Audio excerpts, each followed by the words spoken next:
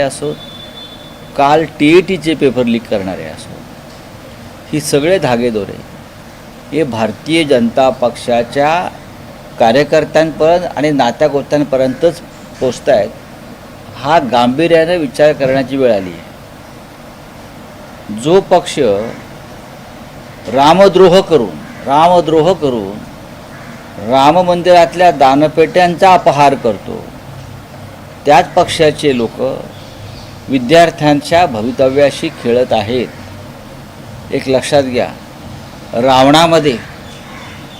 रावणामध्ये अनेक दुर्गुण असतील, पण रावणानं कधी दानपेट्या लुटल्या नाहीत. बरं, रावणामध्ये अनेक दुर्गुण असतील, पण रावणानं कधी दानपेट्या लुटल्या नाहीत. पण हे राम भक्त जे आहेत, स्वतःला म्हणवणारे सो कॉल्ड, ज्यांनी गेल्या काही महिन्यामध्ये 66 वेळा दानपेट्या लुटल्या.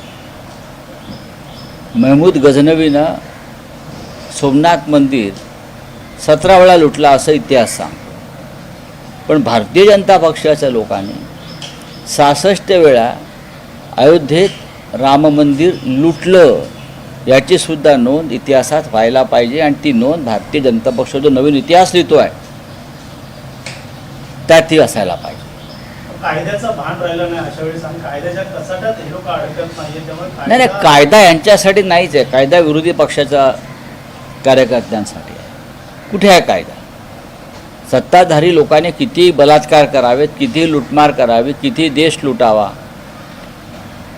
संसदीय आणि विधिमंडळातल्या कायद्याचं उल्लंघन करून पक्षांतरं करावीत, कायदा त्यांच्यासाठी नाहीच आहे.